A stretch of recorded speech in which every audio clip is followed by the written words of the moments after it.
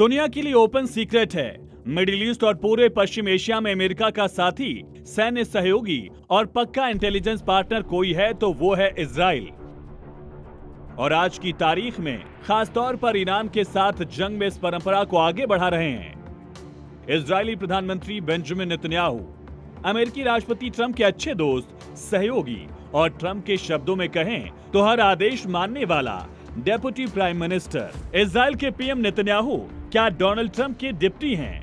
दरअसल Trump Netanyahu के खिलाफ इजराइल में जिस बुरे बर्ताव की बात कर रहे हैं, उसकी खबर ईरान जंग की वजह से दुनिया के सामने उतनी मुखर होकर नहीं आ रही। लेकिन इजराइल में न सिर्फ नेतन्याहू पर भ्रष्टाचार के संगीन मामले चल रहे हैं, बल्कि देश को युद्ध में धकेलने को लेकर जन आक्रोश भी व्यापक है। यही हाल अमेरिका में राष्ट्रपति डोनाल्ड ट्रंप का भी है।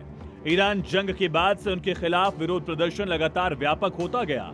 अब तो ईरान जंग पर संसद में पेश प्रस्ताव भी हार गए, यानी अब ईरान जंग को आगे खींचने के लिए उन्हें संसद से मंजूरी लेनी पड़ेगी। लेकिन ट्रंप की फितरत है, वैसी बातों को गंभीरता से नहीं लेते, बल्कि अपने मजाकिया अंदाज में ऐसे उड़ाते हैं जैसे ये तो कोई मसला ही नहीं।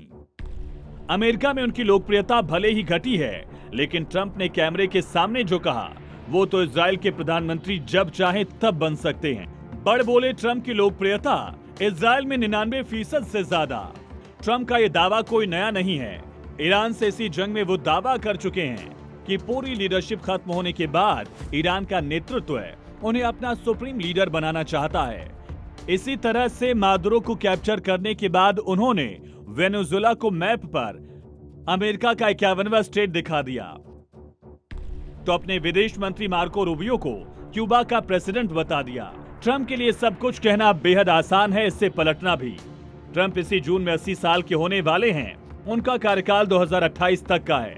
लेकिन ट्रंप का नया दावा है वो 2028 नहीं, आगे भी राष्ट्रपति बने रहने वाले हैं। 2028 में रिटायर, मैं 2032 तक प्रेसिडेंट।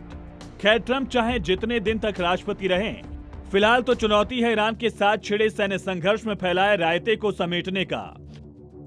मौजूदा जंग में अमेरिका ने भले ही ईरान की टॉप लीडरशिप खत्म कर दी हो, लेकिन ना तो परमाणु हथियार मिले, ना ही संवर्धित यूरेनियम और ना ही ईरान में तख्ता पलट हुआ।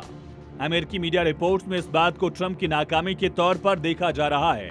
ये सवाल पूछा जा रहा है, जिस मकसद के लिए ईरान पर हमला किया गया वो हासिल नहीं हुआ, तो क्या इसके पीछे गलत आकलन था या सिर्फ ट्रंप की अकड़? क्या ट्रंप ने ईरान को वेनेजुएला समझने की भूल कर दी? इस सवाल पर ट्रंप के खिलाफ उनकी पार्टी रिपब्लिकन के कई सांसद हैं, जिन्होंने ईरान जंग को लेकर ट्रंप के खिलाफ वोटिंग की। ट्रंप को अंदाजा था कि ऐसा होने वाला है, इसलिए वो ईरान से जंग जल्द खत्म करने की बात पहले से ही करने लगे थे। ईरान जंग पर नरम पड़े ट्रंप, देंगे क्यूबा में मानवीय मदद। ट्रंप के इन 4 बयानों से आपको क्या लगता है, अगले कुछ दिनों में ट्रंप क्या करने वाले हैं? इस सवाल का जवाब यही है, ये ट्रंप के सिवा कोई नहीं जानता। ब्यूरो रिपोर्ट, जी मीडिया।